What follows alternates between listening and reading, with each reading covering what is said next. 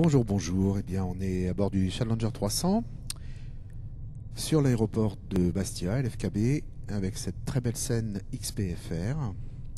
Et on va, avec ce Challenger 300, décoller en piste 16 pour une procédure de départ Mégère 6. Procédure qu'on va effectuer sans programmer de point de report au niveau du FMC, mais uniquement avec des axes radioélectriques. C'est une technique qui est assez facile à utiliser et puis qui permet de faire un peu de vol, on va dire, plus traditionnel que le AirNav programmé. On va donc programmer les deux récepteurs sur le VOR de Bastia.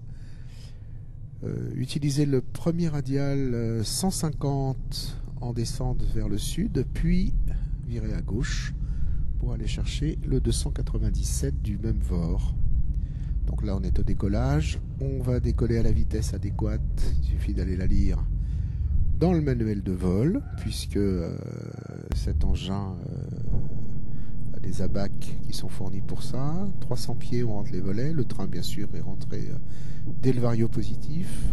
400 pieds, la CID prévoit qu'on vire à gauche à partir de 400 pieds, rapidement en tous les cas, pour dégager l'axe. Et puis donc on va aller chercher tout de suite le radial 150. Dès qu'on l'aura trouvé, on retournera vers la droite pour suivre le radial 150 jusqu'à 9 nautiques de BTA. Une fois qu'on sera à 9 nautiques, on ira chercher l'autre.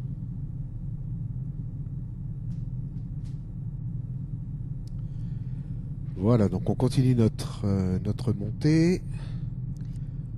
Dès qu'on va arriver au radial 150, on va tourner à droite. Voilà qui est fait. On est sur le radial 150, on le voit au niveau de l'indicateur VOR.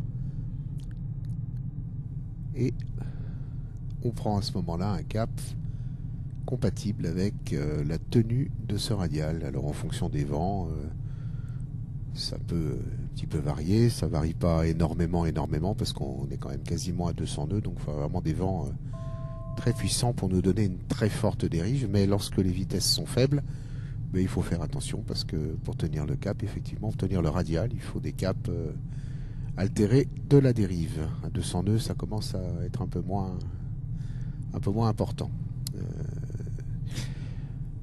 En tous les cas, on continue à monter jusqu'à 5000 pieds et on va tenir ce radial jusqu'à 9 nautiques du VOR de BTA. Une fois qu'on sera à 9 nautiques, il y aura un virage à gauche qui nous permettra, par un virage standard, de manière à ce qu'il n'y ait pas trop d'inclinaison, et puis surtout que ce virage par rapport à notre vitesse, normalement, doit nous permettre de retrouver assez aisément le VOR de Bastia par le radial 297, cette fois en rapprochement. Voilà, ça y est, on commence à faire notre virage. On le cadence de manière à rester sensiblement en virage standard. Bon, moi personnellement, je pratique avec la pinule du pilote automatique en la ramenant progressivement vers la gauche, afin de pouvoir en même temps gérer la vitesse, parce que n'oubliez pas que 250 nœuds, c'est la limite. Alors toujours en rapprochement de ce radial. On commence à avoir fait, je pense, à peu près la moitié du virage. On va se retrouver donc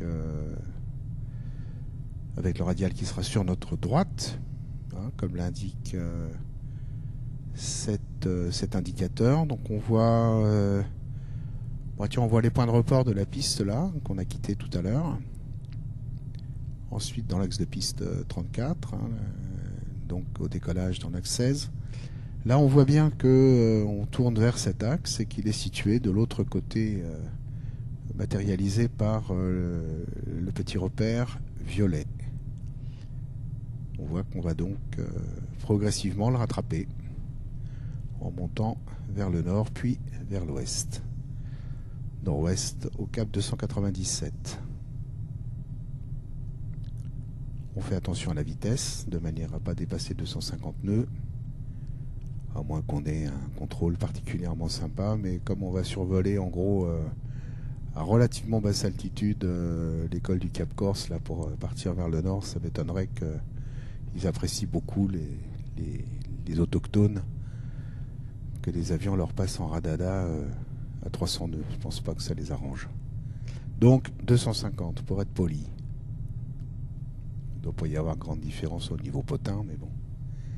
Donc on a rattrapé notre radial 297, on est tranquillou arrivé là, on relâche un peu le cadencement du virage histoire de ne pas se retrouver de l'autre côté de l'axe, et on va continuer à remonter vers BTA, et ensuite on remontera tout bonnement vers le nord. On peut jeter un petit coup d'œil à la Corse, là, cette scène magnifique XPFR que je vous conseille.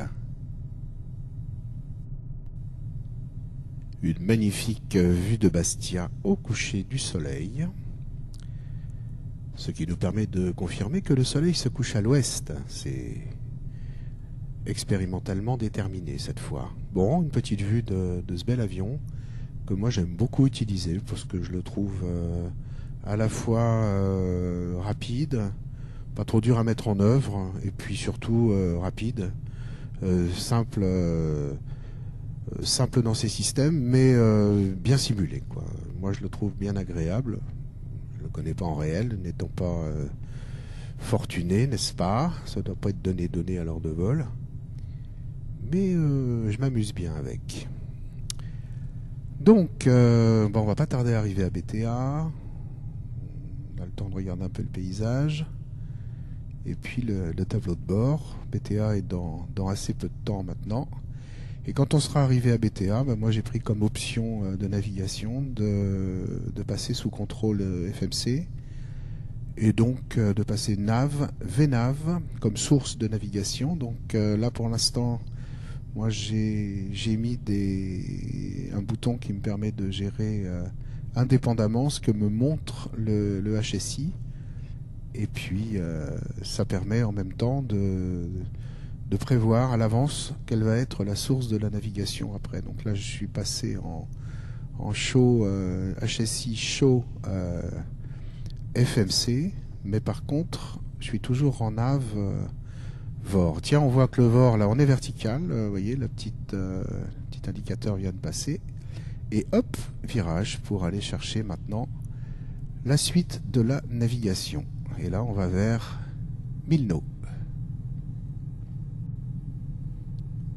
On continue vers 1000 nœuds, comme l'indique le FMC, et je m'aperçois effectivement que les distances et les temps du waypoint ne sont pas reportés sur le FMC dans l'avion, alors que ça fonctionne parfaitement sur XHSI que j'utilise, mais qui est déporté sur une autre machine, et donc vous ne l'avez pas là à l'écran. Mais bon, je m'en étais même pas aperçu, puisqu'en fait je regarde davantage XHSI au niveau du FMC que le FMC de l'avion, qui est un peu bas pour mon angle de vision. Donc c'est reporté ailleurs, donc je sais pas trop pourquoi ça ne l'est pas ici, mais en l'occurrence ça fonctionne correctement pour moi.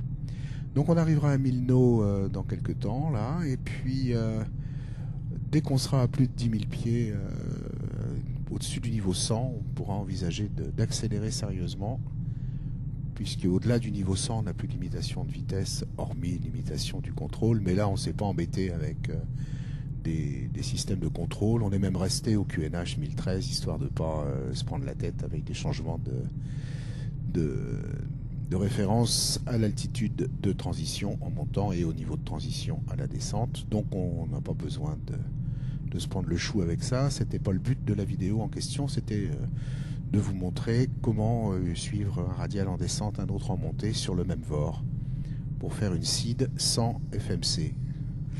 Voilà qui est fait. Écoutez, moi je vous remercie de votre attention, puis je vous dis, si ça vous dérange pas, à une prochaine. Si ça vous amuse. Voilà, à très bientôt. Salut!